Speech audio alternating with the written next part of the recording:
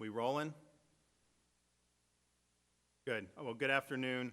An update on the cruise ship situation, both the Rotterdam and the Zaandam. The Broward County government officials, the Broward Sheriff's Office, the Coast Guard, and we've been in communication with the Coast Guard as well, and the White House have been working on a real, I think, thoughtful plan. I think that is a plan that's going to work and be approved. Just so people understand, there's probably 25 of these ships out there. Two of them, these two, have U.S. citizens on board. I think the Zaandam has, 40, 50 Floridians. So I think we have an interest in making sure those folks come safely. Some of these other ships are all foreign nationals, and that obviously would be something that would be difficult for us to accommodate in Florida, given what we're facing in South Florida. But I think that there's a relatively small number of people on those two ships who are going to need medical care in the hospital. I think the accommodations have been made, and I think that things are going to be done very thoughtfully. As the foreign nationals leave, they're going to be leaving on chartered planes. They're not going to come in contact with the general public. It's going to be a very controlled exit from these ships. And so I just want to thank everyone who was involved with that. Tough situation, but I think that they've handled it very, very well. Today, I signed an executive order on reemployment assistance. As many people know, this was a major jolt to the economy of the state of Florida. Just thinking about the scale of this, in 2019, Florida had a total of 307,701 claims for reemployment assistance. In the last 2 weeks, we've received 348,511 claims. From August of 2018 till February of 2020, the contact center took a total of 2.39 million calls. DEO has taken 2.1 million calls this week alone. So we're in a situation where this system is not handling the needs of the people of Florida in an adequate way. And so we need to do more to be able to get relief for the people of Florida. And so what I'm doing today with my executive order, and I've already had the call with all our agency heads, but I'm directing all agency heads to identify and deploy agency employees to assist DEO with their reemployment assistance efforts, including call center operations and other citizen services. We have, I think, about 25,000 state employees who are either telecommuting or non-essential and have told to stay at home. We wouldn't need all that, but we certainly could use some. And so different agency heads are already working to figure out how they could bring this manpower to bear. I think this requires all hands on deck. We have a lot of state government functions that are generally important, but just aren't as important right now given what we're dealing with. So we want to be able to utilize all the manpower that we have. I've also been in contact with AT&T and Verizon about ways we can do calling that would work well in an age of social distancing, where people could be able to do this potentially from their homes. And so this is a very, very top priority, so that people, because I think people, when you have these abrupt changes, to just be able to talk to someone on the phone or to know that you submit something and actually goes through, obviously you want to be able to get the assistance, but if you can at least have a system where people are able to get in touch with somebody, I think that would give people a lot more peace of mind. And of course, I've also directed, as you're able to expand this, we want to work on the processing to be much quicker than it has been in the past. And so we're willing to put manpower for that as well.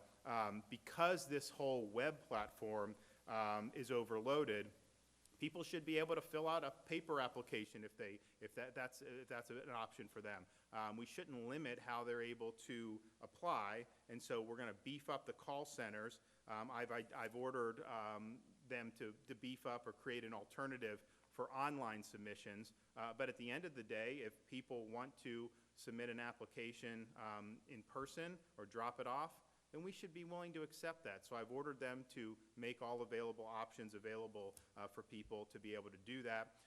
And then I'm ordering the Department of Economic Opportunity to immediately purchase on an emergency basis additional capacity, software, technology, and other resources as needed to ensure the state's call center, website, and staff can accommodate the increasing volumes of applications and queries. This is, I wish I could say that this is just something that's only going to last a couple weeks, but I think that this is not something that you can just turn on and off an economy like this.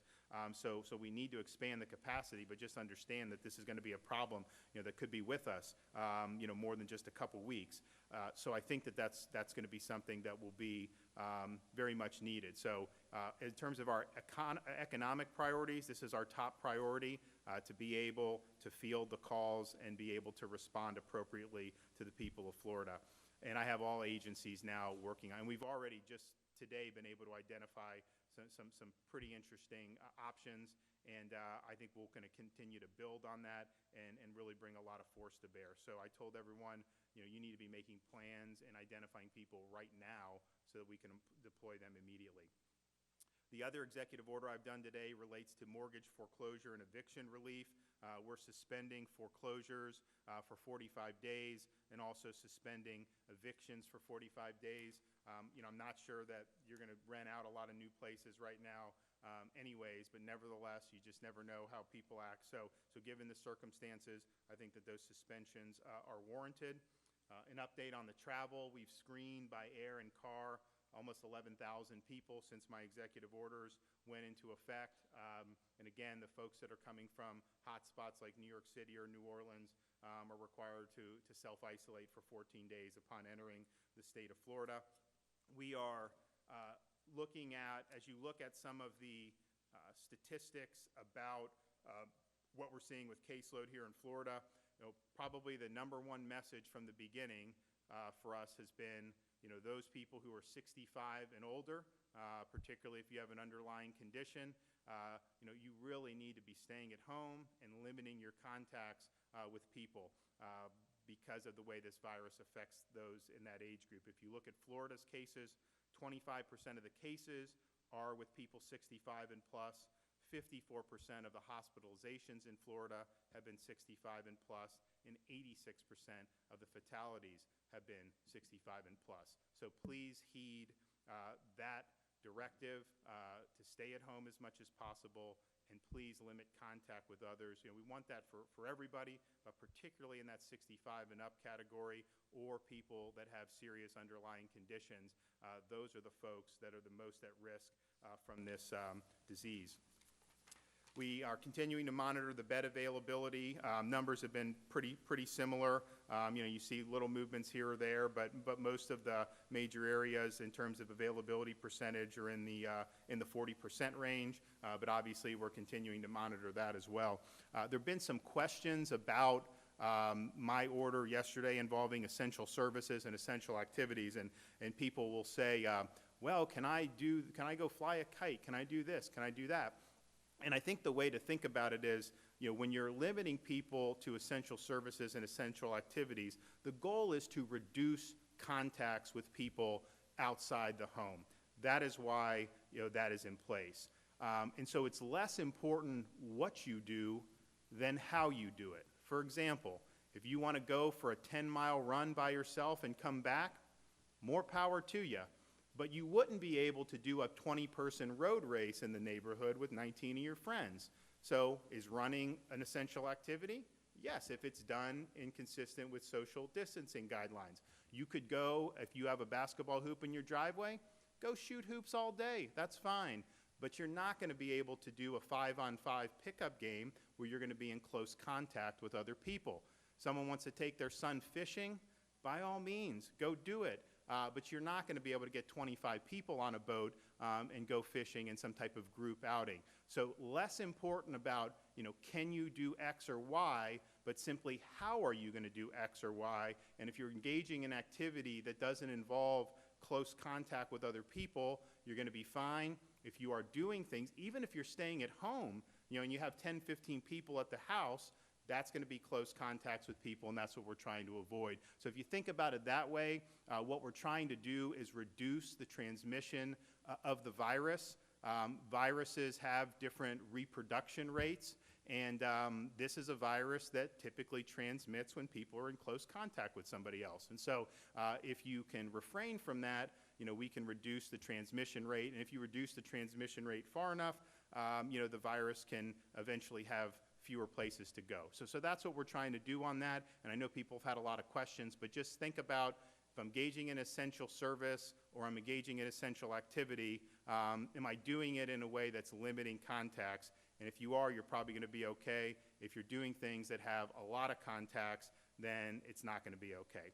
And with that, happy to take some questions. One of the big questions we're getting in a number of the stations is, has anybody recovered yet? Out of the 8,000 cases, is everyone still quarantined, or is it just not been long enough? What can you tell us? No, I'm confident some have. We are not really keeping, the health isn't publishing those statistics. It's something that I've asked about, and so we are, I would like to see them publish that. Now, obviously, you got to follow people, and there's some people who will present, particularly in certain age groups, and you know that they don't require real medical care. They just need to go home and be home for 14 days. And so I don't know how much follow-up there is on those people, but I think it's a good question. The other thing that we're, what I'd like to see with the death statistics, obviously you can see it based off age, but what percentage of those fatalities involve people with significant underlying conditions? I think that would be good. I think it's a huge percentage, but that would also be, another warning sign for somebody. Even if you're not 65, if you have some of these conditions like diabetes, if you have immune system deficiencies, that this is definitely something you want to limit your contact with other people to be able to protect yourself. Yes, sir. So, Governor, there's a lot of questions about churches and religious exemptions. Some people are curious if this still allows the mega rallies that we saw in Hillsborough County, and whether or not you're superseding law. So, obviously, one, I don't think the government has the authority to close a church. I'm certainly not going to do that. At the same time, we got with the churches and the synagogues very early and said, in times like this, what you guys are doing, I think, is even more important. But we ask that you do it in a way that is going to be conducive to this overall mission. And I would say almost all of them 100% agree. Some have gone virtual. Some have had people, but they've been spread out far enough. I mean, you guys are spread out. Here in this press conference, there's no reason why you couldn't do a church service with people 10 feet apart. So we definitely ask them to absolutely abide by, the social distancing guidelines. But I think that in times like this, I think the service that they're performing is going to be very important for people, especially when you have difficult circumstances. And so do it right. Make sure that you're following the mission. But I think particularly coming up in the Easter season, I think people are going to want to have access, to religious services, whether it's online, whether it's in a more socially distant type of service. But to have that available, I think is very important. Why didn't you announce that amended order yesterday? Obviously, there's a lot of confusion. What this amended order meant? No, look, people had questions. I didn't actually think, I thought it was understood, so we just said, okay, we'll clarify it and put it out there. I mean, basically, folks can, we have the baseline. If some folks want to, do things more, then they can do more in certain situations. And so we want to work with the local folks. I think each region in Florida is very distinct, and some of these things may need to be approached a little bit differently. And I'm happy to work with them about it, and we've let everyone know that from the beginning. So it's your understanding that the court order allow local governments further and restrict perhaps those religious services?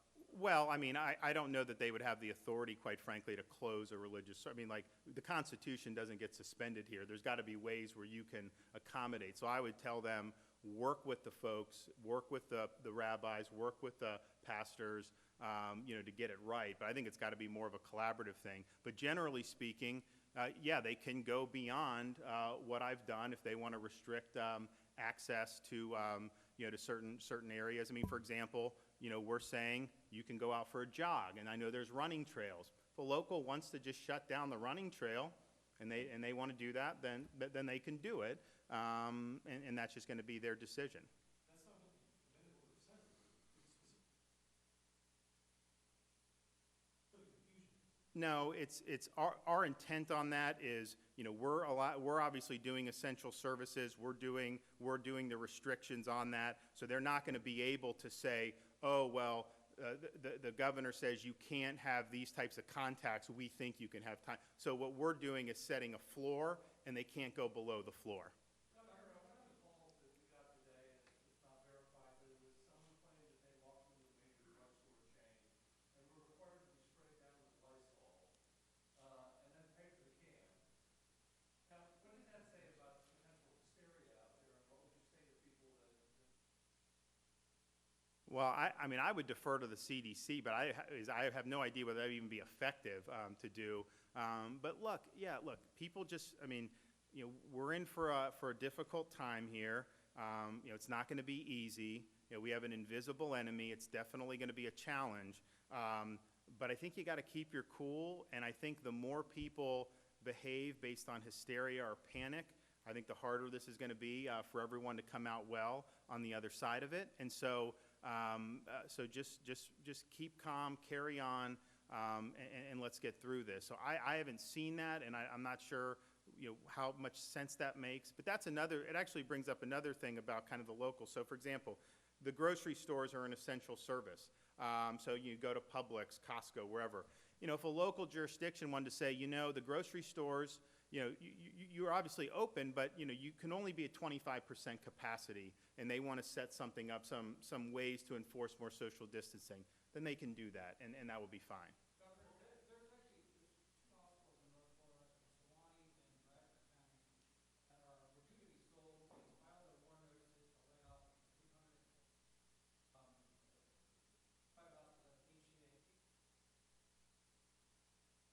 Folks out in Bradford and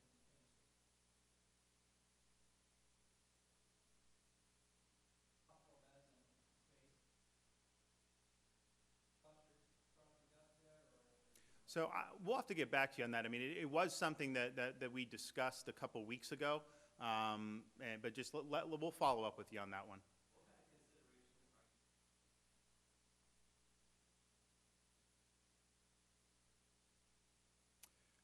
We're probably not going to do that. I mean, I think that, if General Lynch comes to me and says that we need to do something, I'll obviously listen to that. I've not been asked to do anything.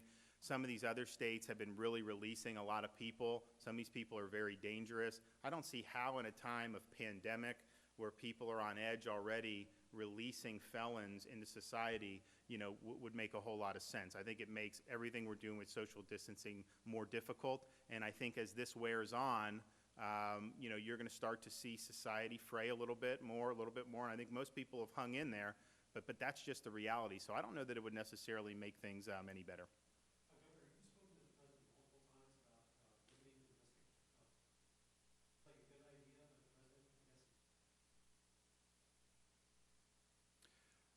Well, look, I think they issued the advisory from the New York City area for people to refrain from non-essential travel, and we obviously had to put in a system in place so that we're screening people who are coming in, and I've been somebody who has said we don't want to see flights from, we didn't accept flights from Wuhan starting in February. I called for that restriction early, and the president did it. I think that was a great decision. Then they did the same with Europe. So you don't want to receive flights from places that are the #1 hot zones. At the same time, I have to acknowledge that when you're talking about domestic air travel, there is a legitimate reason why you would be doing it. For example, New York City has had a lot of people fly in there to volunteer. You have different things that different folks, medical personnel. So there is a reason to have it. So I don't know that you would just not have it at all, but perhaps more restrictions in terms of out of the hot zones. But I think that there would be a need to be able to bring people into those zones if they're helping with the fight. After those flights, you had said that after New York City implemented its shutdown, a lot of flights, like there were more flights coming into Florida. Data shows that not to be true. Actually, flights fell down. No, that's not true at all. The week leading up to the order, they were doing 20 to 25 flights a day. You get to the end of that week, as soon as the order came down, I think it was effective last Sunday, and you saw the flights go up to, they were 120, then 180. It got up to 200 direct flights a day into the state of Florida. We have all those numbers on that, so what you're saying is just totally false. The flights, people were leaving New York, and doesn't it make sense that would happen? So we put in our system, we are screening people, requiring them to self-isolate for 14 days. I think that was the prudent thing to do because, you have a lot of people who have been sacrificed. I mean, Miami has been shut down for a couple weeks. You have all these different things going on. Many people have lost jobs. Kids are out of school. Parents are stressed. So there's a lot of sacrifices going on to try to stop the spread of this thing. And how is it fair, while you're making all these sacrifices so it's not spreading, to just have more people be coming in and potentially creating more seeds, with the virus? And so I think it was the right thing to do. And what we've seen since then is you have seen a reduction in traffic since we put the order in place. And I think even more than that, the flights, in terms of how full they've been, I think that they've been under capacity, which again, it just makes it easier for us to be able to do the job that we're trying to do for the people of Florida without having to worry about new cases being brought in. One more. Yeah, Governor, in my trips to the supermarkets, I see very little soup or tuna. The fresh vegetables are there. And I'm curious, people overlooking them, are they afraid? Are they afraid to touch them because they've been handled by someone? Yeah, look, I think people are taking precautions. I mean, it was like, you look at when all this started and, there were certain things that people said you shouldn't do, but then, you'd have 200 people in Costco wrestling for toilet paper. So it's just like, okay, are we trying to not have contacts or not? You get people packed on the New York City subway. So so the grocery store is a necessity, and it obviously is essential because people need to subsist. But there are definitely risks in terms of that, and I think people looking and maybe not wanting, because normally, you'll look at some bananas, you'll do this. That's kind of a normal thing, and I think people are probably making some pretty good decisions there because those are the types of contacts that could potentially make a difference. The one final thing I'll just say before I leave is I think we are now up to close to 80,000 tests that have been administered, and most of those are in just the last 3 weeks. We've got the new Palm Beach site up. We're working on doing another one in Boca Raton area, southern Palm Beach County.